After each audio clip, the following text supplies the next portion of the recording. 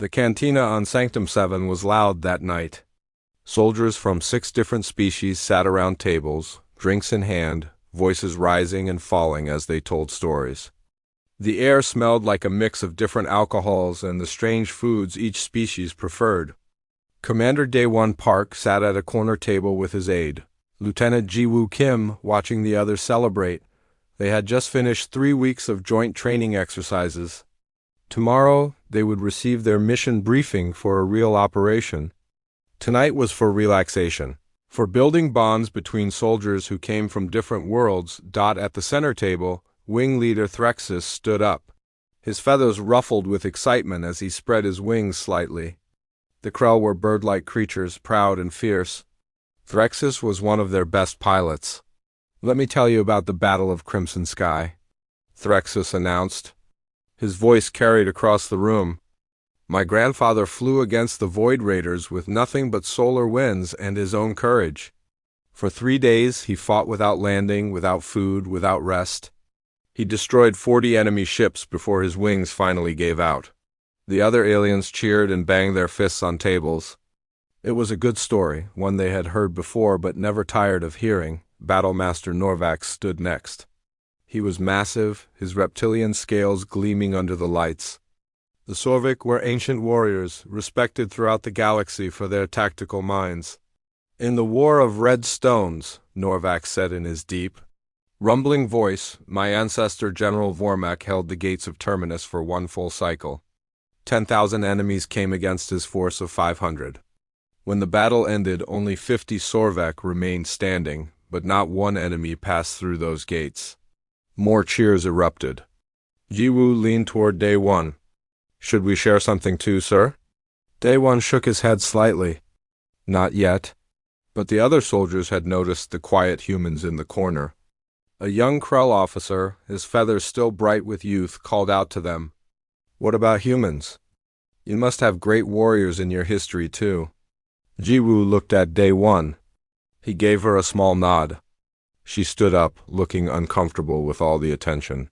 "Well," Ji-woo began, "there was a battle on Earth hundreds of years ago. A small force held a mountain pass against an army that outnumbered them by hundreds to 1. They fought for days, knowing they would die, but they didn't retreat. They held that position until the very end." Some aliens nodded politely. Others looked less impressed. "How long ago was this?" asked a Chithuri diplomat, its insect-like head tilting. "About 2,500 years, Gawu said. Threxus laughed. It wasn't a mean laugh at first, just surprised. 2,500 years? Your species barely left your own planet 100 years ago. These must be myths, stories your people invented?" Gawu's face reddened. "No, they're real. We have records, historical legends," Threxus interrupted, still chuckling. "Come now, Lieutenant. Every young species has these grand tales from before they could properly record events. Stories that grow bigger with each telling." Norvax spoke more gently, but his doubt was clear. "Human friend, the Sorvik have been traveling the stars for 50,000 of your years. The Krell for 30,000. You have been in space for less than 1 century. It is not an insult to say your histories may be ... enhanced." Other aliens nodded in agreement. They weren't being cruel, not really.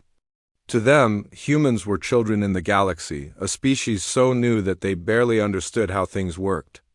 Of course, humans would have exaggerated stories about their past.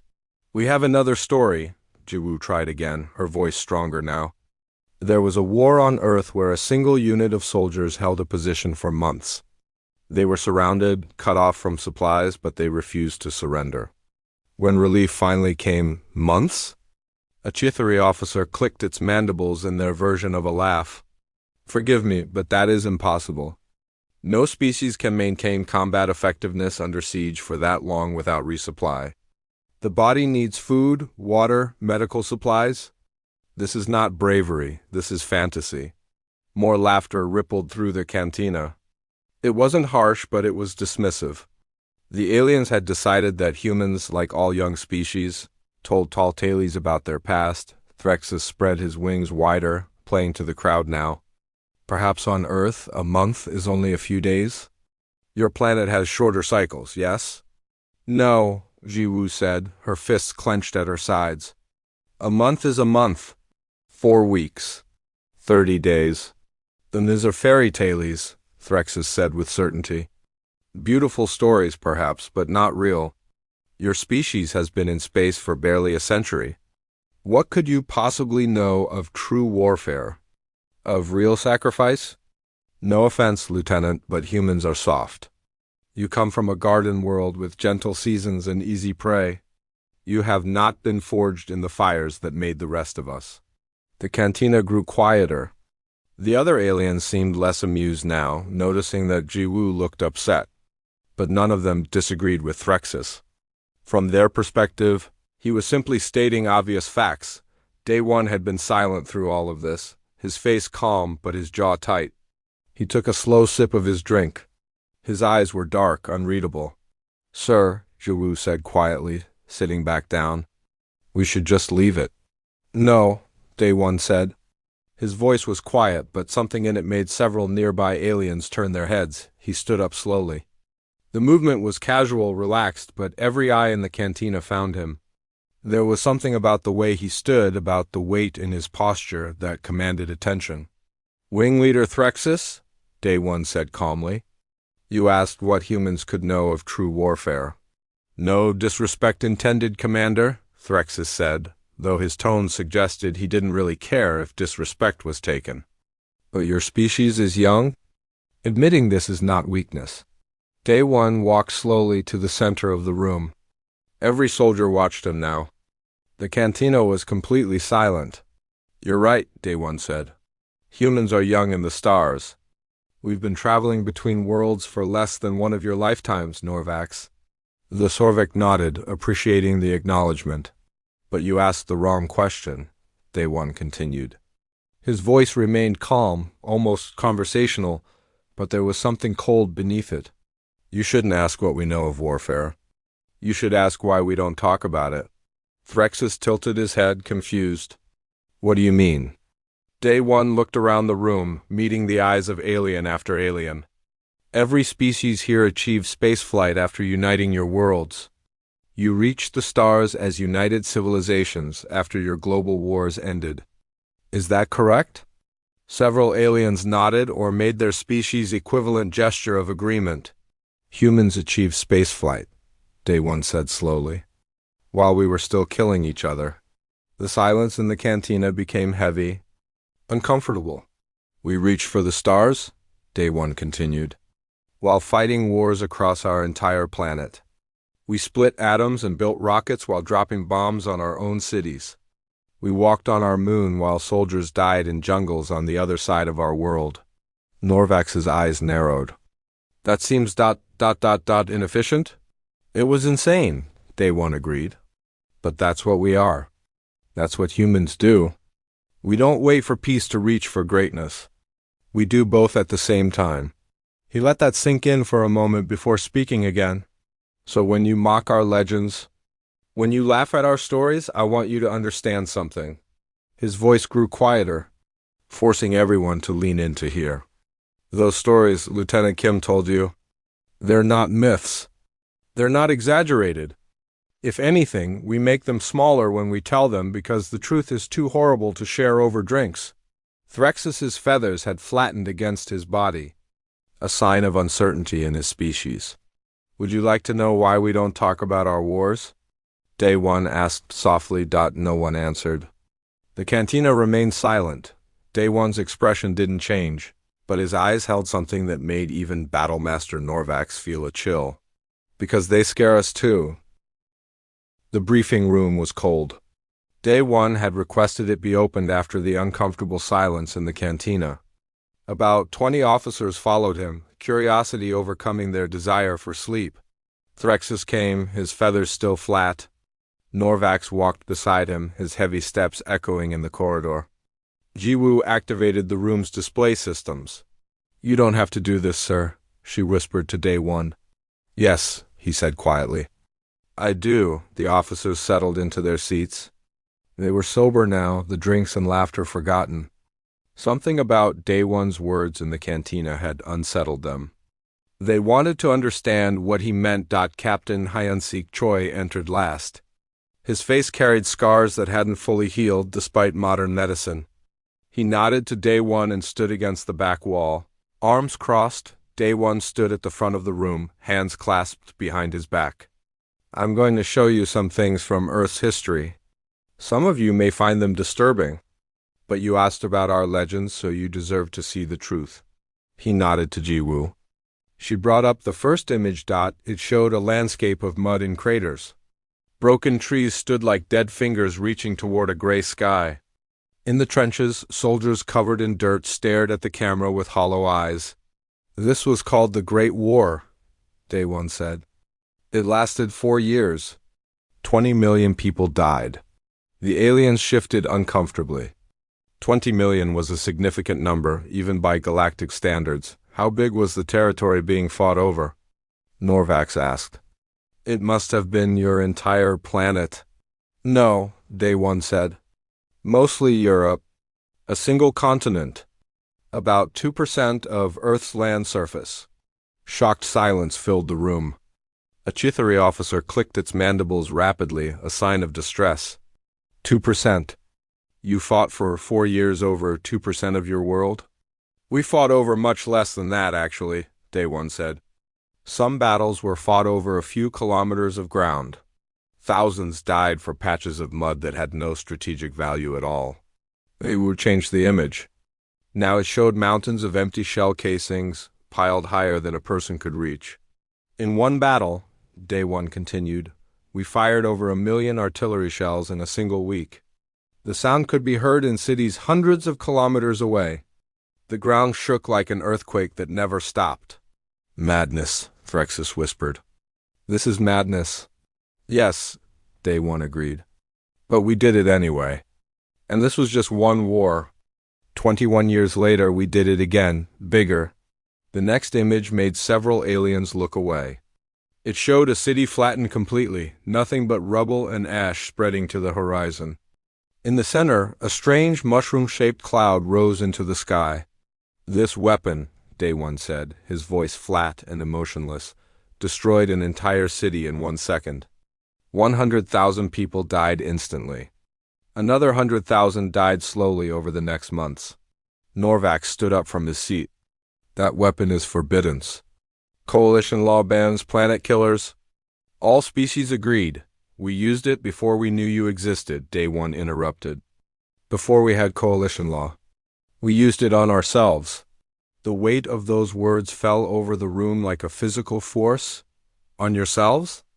A young Krell officer asked, his voice breaking slightly. You used such a weapon on your own species? Twice, Hyunsik said from the back of the room. We used it twice. 3 days apart. Because one wasn't enough to end the war. Wu brought up more images. Battlefields where nothing grew. Cities burning. Columns of refugees stretching to the horizon. Mass graves. Prisoners behind wire fences, starving. The Second Great War, Day One said. 85 million dead. Maybe more. We're still not sure of the exact count. Stop, Threxus said, his voice rough. Please stop. But Day One didn't stop. You wanted to know about our legends? About our stories. Every species here tells tales of great battles fought generations ago. We have recorded video of ours. We know exactly what happened because we documented everything. We have films of men drowning in mud. We have photographs of children who starved because we bombed the farms. We have audio recordings of soldiers screaming in bunkers as poison gas choked them to death. He paused, looking at each alien officer in turn. We don't tell these stories because they're not glorious. There's no honor in what we did to ourselves. But you asked what humans know of war, so here it is. We know war like no species should ever know it. A Chithari elder who had been silent until now spoke up. How did you survive? How did your civilization not collapse? Day One's expression didn't change. We almost did. Several times. But humans have a talent for survival. It's not a pleasant talent. It's not something we're proud of. But it's what we do. Hyansik stepped forward. His scars seemed more prominent in the harsh lighting. Do you know what total war means? It means everyone fights. Children work in factories. Women build bombs. Old people grow food. Every resource, every person, every moment dedicated to killing the enemy. That's what humans created. This is why you don't join us in celebrating war stories, Norvac said slowly, understanding dawning in his ancient eyes. Because for you, war isn't something distant ancestors did. It's something your grandparents survived. My great-grandfather fought in the Second Great War, Jiwoo said quietly. He was 17. He lied about his age to join the army. He watched his friends die in a jungle on the other side of the world. He never talked about it. Not once. My grandmother said he would wake up screaming until the day he died, 50 years after the war ended. Day one brought up another image. This one showed a city rebuilt, tall buildings gleaming in the sun. This is one of the cities that was destroyed by that weapon I showed you. This photo was taken 60 years after the bomb fell. The aliens stared at the prosperous, beautiful city. We rebuilt. We always rebuild. We destroy everything, kill millions, burn our own cities to ash, and then we rebuild. Because that's what humans do. We don't stop. We don't give up. We don't know how? Threxus had his head in his hands. Those stories Lieutenant Kim told. About soldiers holding impossible positions. Fighting without supplies. Refusing to surrender. All true, Day One confirmed. And those are the nice stories. The ones we can tell without making people sick. The ones where at least some heroism shines through the horror. But you've had peace, a Krell officer said hopefully. You stopped these wars. You united and joined the coalition. We stopped fighting each other, Hyansik corrected. That's not the same as having peace. We still remember how? We still train for it. Because we learned a hard lesson in all that blood and fire. What lesson? Norvax asked. Day One's eyes were cold, distant, looking at something the aliens couldn't see. That the only thing more dangerous than a human at war is a human who thinks the next war is coming. We prepared for wars that never happened. We built weapons we swore we'd never use. We trained millions of soldiers during peacetime because we couldn't shake the feeling that everything could fall apart again.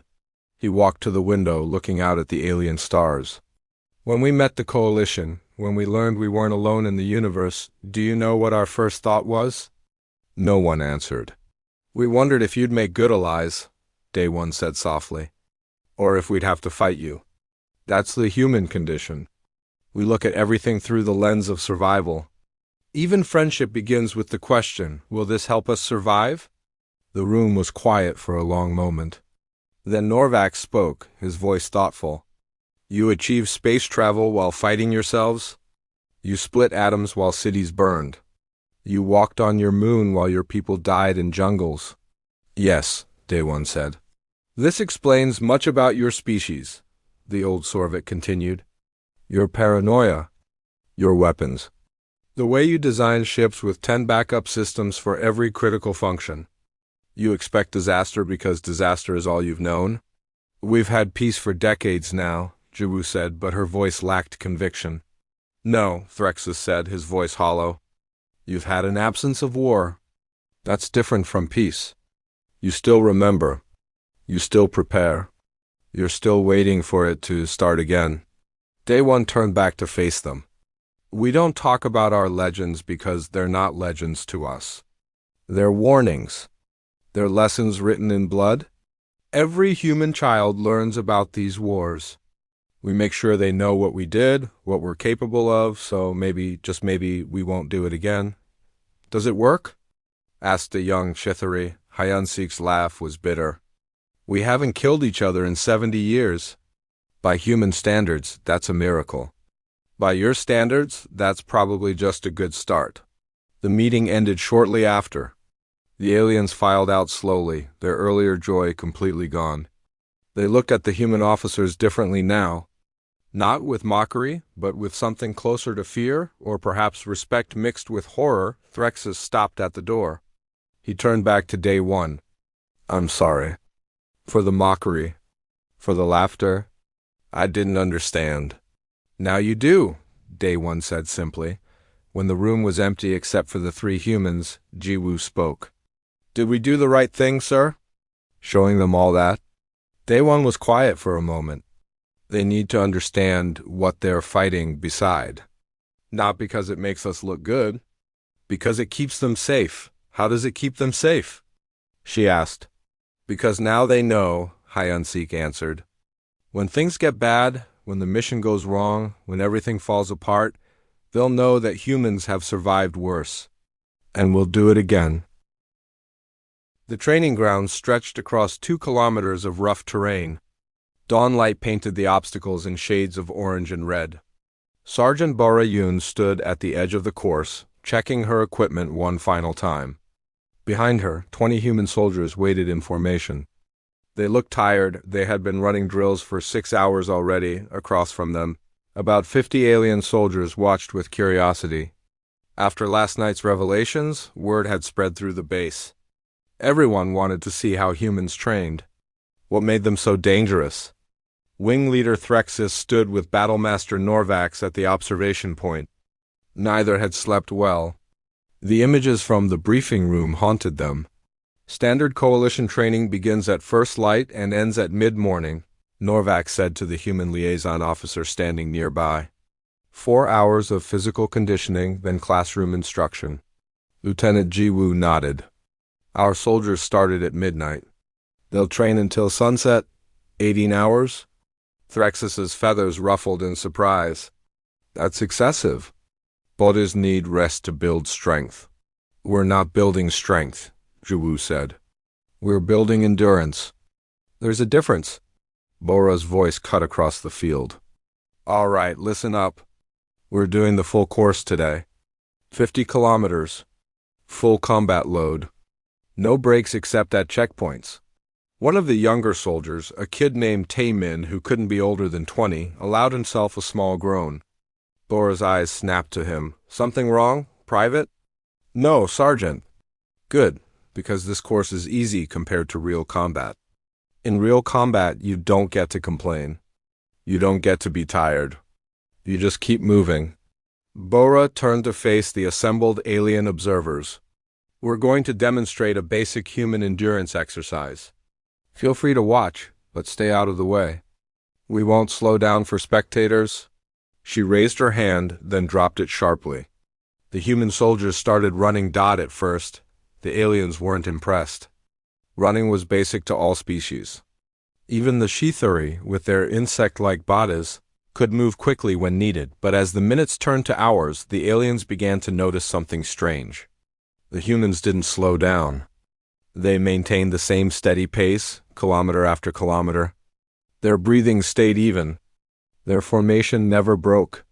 This is remarkable, a Krell medical officer said, checking her instruments. Their heart rates are elevated, but not dangerously so. They're operating in a sustainable zone. How long can they maintain this? Norvax asked Jiwoo. Bora holds the base record, Jiwoo said proudly. 96 hours of continuous combat operations. No sleep, minimal food. She crossed 240 kilometers on foot while engaging enemy forces. Threxus made a choking sound. That's impossible. No species can function without sleep for 4 days. Tell that to Bora, Jiwoo said with a small smile. The course wasn't just running. The humans climbed walls, crawled through mud pits, crossed rope bridges, and dragged heavy weights up hills.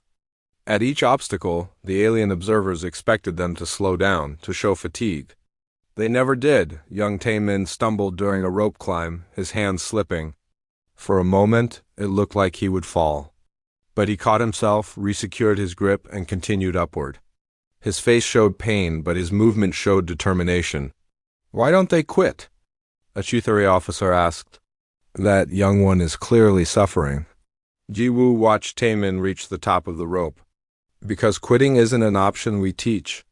We have a phrase, embrace the suck. It means you accept that things are terrible and you keep going anyway. That's not training, Threxus said. That's torture. Sometimes the difference is hard to see, Jiwoo admitted. But every human in that formation volunteered to be here. They could leave if they wanted. They don't want to. At the 15-kilometer mark, the course entered a simulation zone. The temperature was raised to match a desert environment.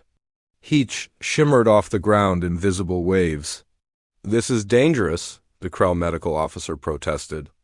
"Core temperatures will rise to critical levels." But the humans adjusted. They slowed their pace slightly, regulated their breathing, and kept moving. Water was carefully rationed at checkpoints.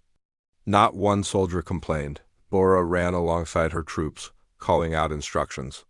"Steady breathing. Watch your buddy. If someone falls, we all stop. No one gets left behind." That phrase made Norvax's scales ripple. No one gets left behind. They really mean that. "Always," Jawu confirmed. "It's not just a saying. In human military doctrine, you never abandon your people. Not when they're wounded. Not when they're dead. Not ever." At the 30-kilometer mark, the course entered a frozen zone. The temperature dropped to well below freezing.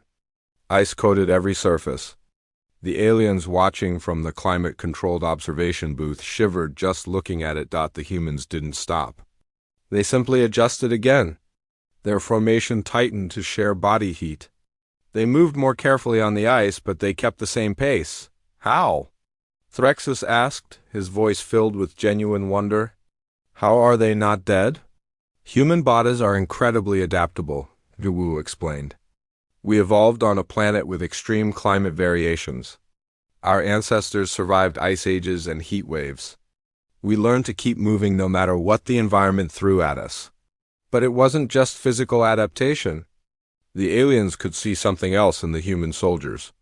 A mental toughness that went beyond biology. When Taemin slipped on ice and fell hard, smashing his knee against frozen ground, the aliens expected him to withdraw. He was limping badly. The injury was obvious. Instead, 2 other soldiers moved to his sides. They didn't carry him. That would have been insulting. But they stayed close, ready to catch him if he fell again. And Taemin kept moving. "That injury should remove him from training," Norvax said. "It would remove him from training in the coalition military," Jiwoo corrected. "For humans, unless a bone is broken or you're bleeding severely, you finish the mission." At the 40-kilometer mark, Commander Day 1 joined the observers. He had been watching from his office through the camera feeds. "Impressive, aren't they?" he said quietly. "They should have collapsed hours ago," Threxus said. "By all biological measures, they're beyond their limits." "No," Day 1 said. "They're operating at exactly the level we trained them for. You're seeing humans doing what humans do best, surviving." Bora called for a brief halt. It was the first rest in 8 hours. The soldiers dropped to one knee, breathing hard but controlled. Medics moved through the formation, checking vitals. "Listen up." Bora's voice carried clearly in the cold air. "That was the easy part. The course gets harder from here." Several aliens made sounds of disbelief. "Harder? How could it get harder?" The final 10 kilometers combined everything: heat, cold, obstacles, and now simulated combat. Targets would pop up.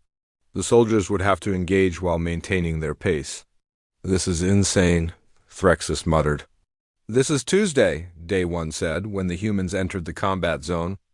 The observers saw something that would stay with them forever. Despite hours of physical exhaustion, the human soldiers moved with perfect precision. They acquired targets instantly. Their shooting was accurate. Their tactical movements were flawless. More importantly, they protected each other. When one soldier engaged a target, another watched their back. When someone stumbled from fatigue, a hand was always there to steady them. The formation never broke. Tae-Min, still limping badly, took down 3 targets in quick succession. His hands were steady despite the pain he must have felt.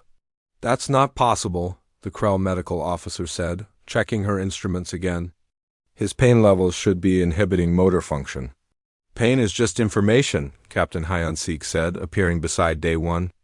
"We teach our soldiers to acknowledge it and then ignore it. The mission comes first." Finally, after 12 hours, the human formation crossed the finish line. They were covered in mud, soaked with sweat, and clearly exhausted. But every single soldier finished. Not one gave up. Not one fell out. Bora faced her troops one last time. Good work. Showers, food, then we have classroom instruction in 2 hours. The alien stared in shock. More training? After this? Day 1 walked down to meet Bora as the soldiers dispersed. Threxus and Norvax followed him. Show-offs, Day 1 said with the ghost of a smile. Just wanted to make a good impression, sir, Bora replied. Threxus stepped forward. Sergeant, I must know. How do you do this? How do you push past every limit? Bora looked at him with eyes that had seen too much combat. Because limits are just suggestions. Our ancestors crossed frozen continents. They survived droughts that lasted years.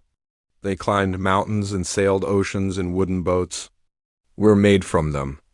Their strength is in our blood. But the pain, Norvax said. The exhaustion. How do you ignore it? We don't ignore it, Bora said. We embrace it. We call it the suck because it does suck. It hurts, it's miserable. But we learn something important in all our wars, in all our struggles. Pain is temporary. Quitting is permanent.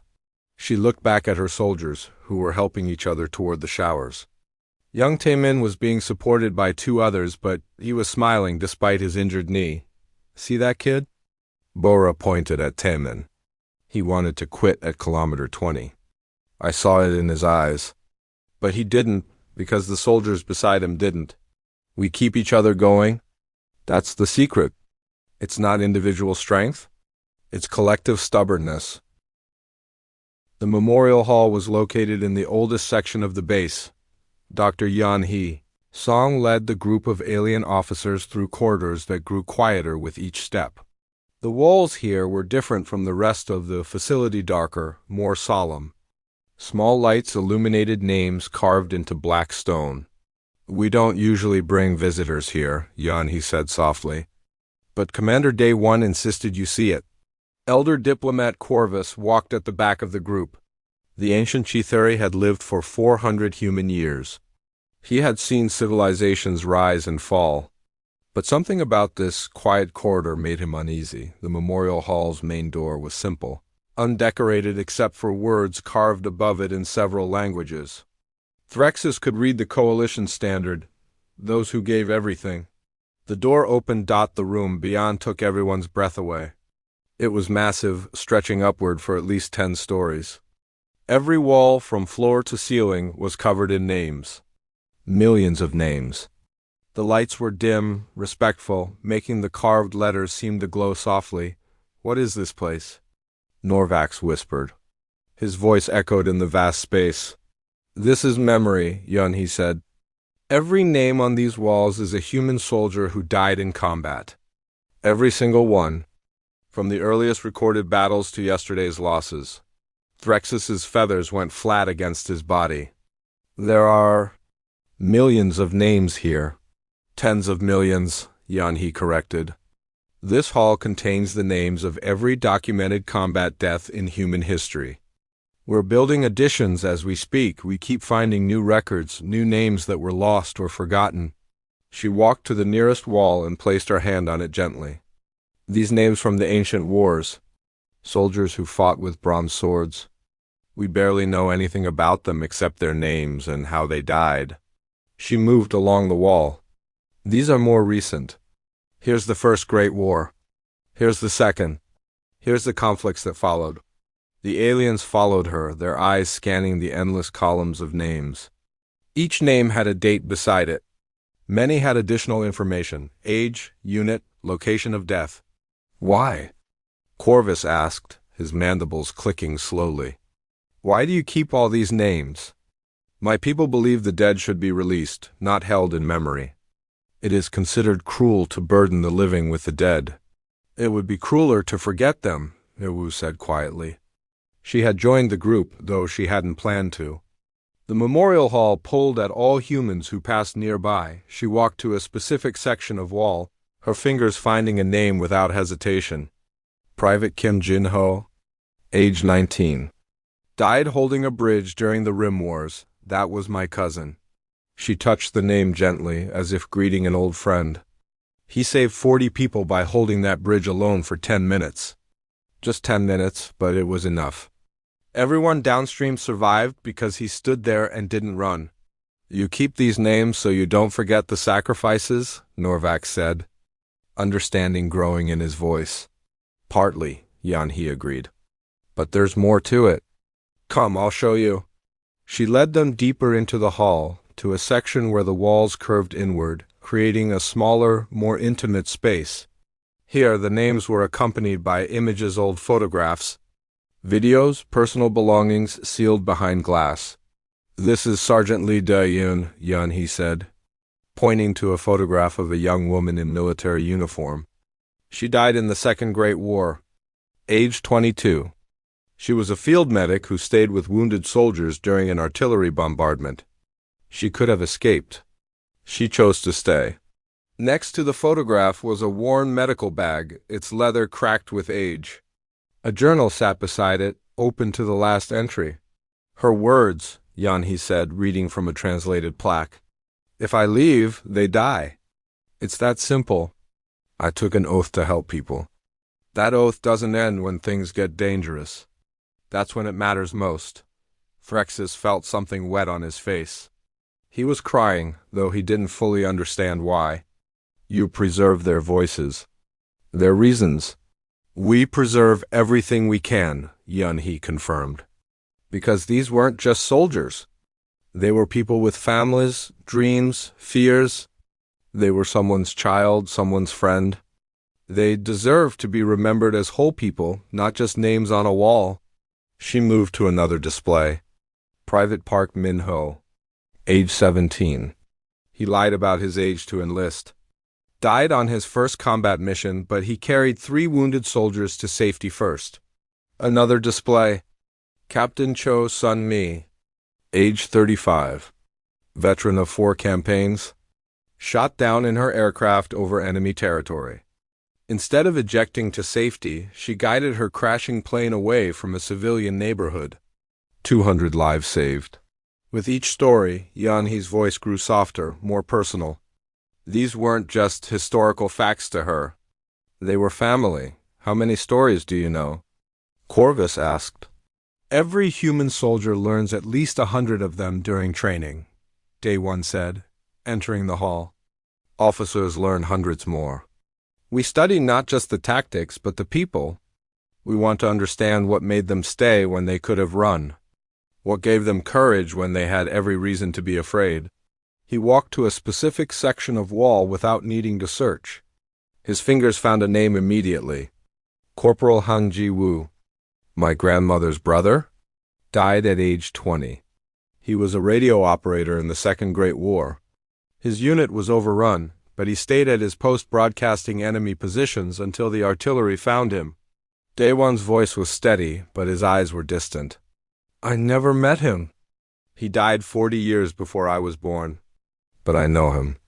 I know his voice from old recordings. I know his letters home to his sister. I know he liked to draw and hoped to be an artist after the war. I know everything about him because we don't let our dead rest. We carry them with us. This seems like a terrible burden, a young Krell officer said hesitantly. It is, Viwu agreed. But it's a burden we choose. Because if we forget them, if we let them fade into history, then they died for nothing. Jan-He brought the group to the center of the hall, where a circular platform held a single eternal flame. Around the flame, carved into the floor, was a promise written in every human language. We will remember. We will honor. We will not waste what they gave. Before every major operation, Day One explained, human commanders come here. We read the names of soldiers who faced similar situations. We study how they adapted, how they survived, what mistakes they made. You use them as tactical examples? Norvax asked. More than that, Day One said. We learn from their humanity. A soldier in the First Great War faced different weapons, different tactics, but the fear was the same. The courage required was the same.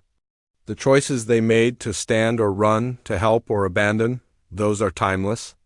Hyansik appeared from a side corridor. His scarred face looked even more serious in the memorial's dim light. We also read the names to remind ourselves of the cost. Every war we study ended with these walls growing. Every tactical victory is measured against names added to the stone. He walked to a recent section where the stones still looked new. These names are from the last 5 years. My unit is here. 12 soldiers who died under my command. His finger traced over one name. Private Kong Suji. Age 20. Killed by a sniper while dragging a wounded soldier to cover. She had 3 months left on her service. 3 months until she could go home. Hyeon-sik's voice cracked slightly. I dream about her sometimes. All of them. They trust you with their lives, and when you make a mistake, they pay for it with their names on this wall. The silence that followed was heavy, profound. The alien officers stood among millions of human names and felt the weight of history pressing down on them. Corvus spoke, his ancient voice thoughtful. My people have a philosophy. We believe that once a war ends, it should be forgotten. We seal the records, burn the battle standards, and never speak of it again. This way, we don't carry hate forward into peace.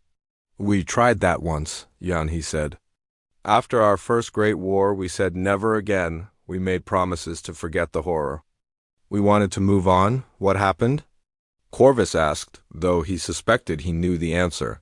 21 years later, we did it again, Day One said. But bigger, more destructive, more dead. Because we forgot the lessons. We forgot why the first war was so terrible. We let the memories fade, and in that fading, we lost the wisdom that should have stopped us. He gestured at the endless walls of names. So now we remember. We force ourselves to confront every death, every sacrifice, every mistake. It's not comfortable. It's not easy. But it's necessary. Ji Woo had been standing before her cousin's name, silent until now. We also read these names for another reason. When things get hard, when we're tired and scared and want to quit, we remember that others faced worse and didn't give up. The names give you strength, Threxus said. Understanding dawning. They remind us we're not alone, Jiwoo corrected. Every human who wears a uniform is connected to everyone who wore it before. We're part of something bigger than ourselves. These names aren't just history, they're family. Yan-He led them to one final section, set apart from the others. Here, the wall was different. Instead of names carved in stone, there were screens showing faces, voices, moving images. This is the living memorial, she explained. For soldiers who survived battles, but carry wounds you can't see, trauma, loss, guilt. They gave everything except their lives. And sometimes that's the harder gift. One screen showed an elderly man, his hands shaking as he spoke. The alarm shattered the quiet morning.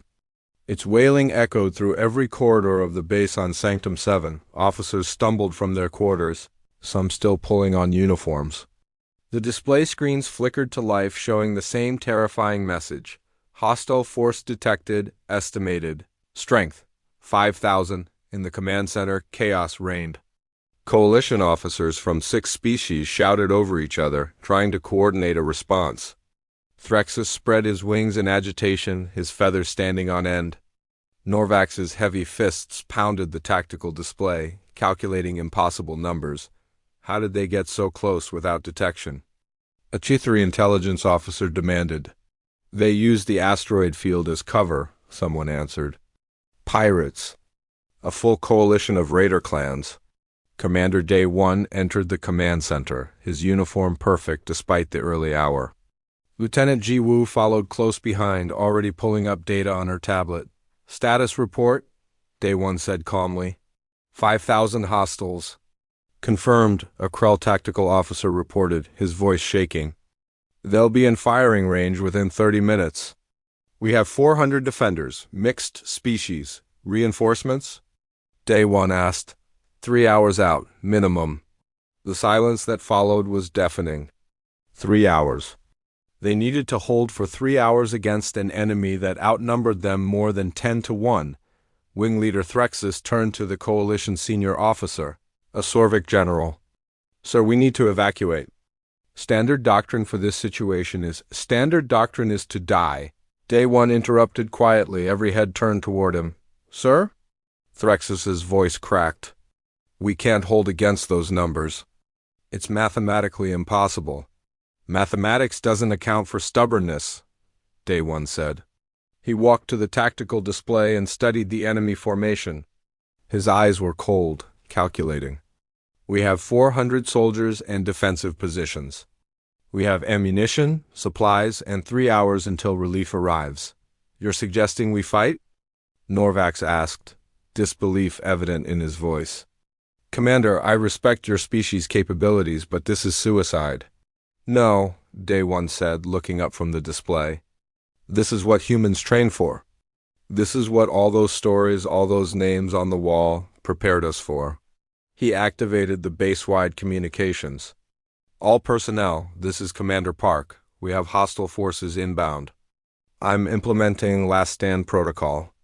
All human units to primary defensive positions. Coalition forces, you have a choice. Evacuate on the available transports or stay and fight beside us. I won't order you to stay, but if you do, you follow human tactical doctrine. You fight until relief arrives or until there's nothing left to fight with. The command center was silent. Then Captain Hyansik's voice came over the comm. Human units responding. Strike teams are moving to assigned positions. Sir, what's the plan? We hold them at the outer perimeter as long as possible. When that fails, we fall back to secondary positions. We make them pay for every meter of ground. Understood, sir. Ready to make some pirates regret their life choices? Day one turned to the coalition officers. Anyone who's staying, I need you now. Anyone who's leaving, transports depart in 5 minutes. For a long moment, no one moved. Then Threxus stepped forward, his feathers flattening in determination. I'm staying. You showed us your memorial hall. All those names. I won't add to them by running. Norvax's scales rippled. My ancestors held the gates of Terminus against impossible odds. It would shame their memory if I fled now. I'm with you. One by one, the coalition officers declared their choice. A few left no judgment in Day one's eyes as they went. But most stayed. They had seen what humans were capable of. They wanted to fight beside them, not run away. All right, Day one said, his voice firm. Human defensive doctrine, lesson 1, we don't fight to win. We fight to survive. And we're very good at surviving. The next 20 minutes were controlled chaos. Human soldiers moved with practiced efficiency, setting up firing positions, establishing fallback routes, distributing ammunition. The coalition soldiers watched and learned. Impressed by the calm precision, Sergeant Bora appeared at the command center, her face set in hard lines. Outer perimeter is ready, sir. Every position is manned. We've got interlocking fields of fire and preset artillery coordinates. Good. How are our coalition friends doing? Learning fast. The Krell have natural advantages at elevated positions. The Sorvek are strong enough to handle the heavy weapons we usually mount on vehicles. The Chitheri are smaller targets and excellent at close defense. Use them accordingly. Everyone fights to their strengths. The enemy appeared on the horizon exactly when predicted. 5,000 pirates in a motley collection of vehicles and mechs. They spread out in a loose formation, confident in their numbers. They're not taking us seriously, Jiwoo observed. Good, Day one said. Let's teach them a lesson. The first wave hit the outer perimeter like a hammer. Explosions lit up the dawn sky. Tracer fire drew bright lines through the air. And the humans fought with a ferocity that stunned their coalition allies. Young Taemin, the same private who had struggled through training with an injured knee, held a critical choke point. He fired in controlled bursts, each shot finding its target. When his position came under concentrated fire, he didn't flinch. He simply adjusted his aim and kept shooting. He's going to get killed. A young Krell officer gasped, watching from the command center. No, Hyansik said calmly. He's going to make them wish they'd gone around. Taemin proved him right. For 15 minutes, that single position held against a force 50 times its size. When Taemin finally fell back to the secondary position, he'd taken down 37 enemies. His hands were steady, his eyes clear, the outer perimeter held for an hour before Day 1 ordered the withdrawal. It was controlled, professional. Each position fell back while others provided cover. Not one soldier was left behind. "They're giving ground," Threxus said, confused. "Why? Trading space for time," Norvax explained, understanding dawning. "They're making the enemy work for every advance, bleeding them slowly." At the secondary perimeter, the fighting intensified. This was where the humans had concentrated their heavy weapons. Artillery hammered the advancing pirates. Machine guns created a wall of lead that nothing could cross, but the pirates kept coming. They had numbers on their side. They could afford to lose soldiers. They pressed forward, slowly pushing the defenders back. In the command center, the coalition officers watched in awe as human after human pulled off impossible feats. Strike leader Jae-sung led a team behind enemy lines to destroy their artillery. It was a suicide mission, except Jae-sung and his entire team came back alive, covered in blood and burns, but alive. "How?" a Chithari officer whispered. "How did they survive that?" "Because they're human," Jawu said simply. "They don't know when to die." Bora's position came under massive assault. She took a hit, blood spreading across her side. The coalition soldiers near her expected her to fall back, to seek medical attention. Instead, she pressed a hand against the wound, loaded a fresh magazine, and kept fighting. "Sergeant, you're injured," a Krell medic shouted. "I'll bleed later," Bora replied, her voice steady despite the pain. "Right now, I'm busy." She fought for another 20 minutes before finally accepting medical treatment, and even then, she refused to leave her position. The medic treated her while she continued directing her squad. 2 hours into the battle, the situation was desperate. The defenders had been pushed back to their final positions. Ammunition was running low. Casualties were mounting. The pirates sensed victory and pressed harder. In the command center, even Day 1's calm mask showed cracks.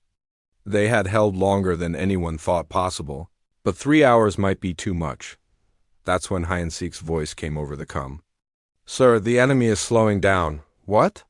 "They're losing momentum. They're hesitating before each push.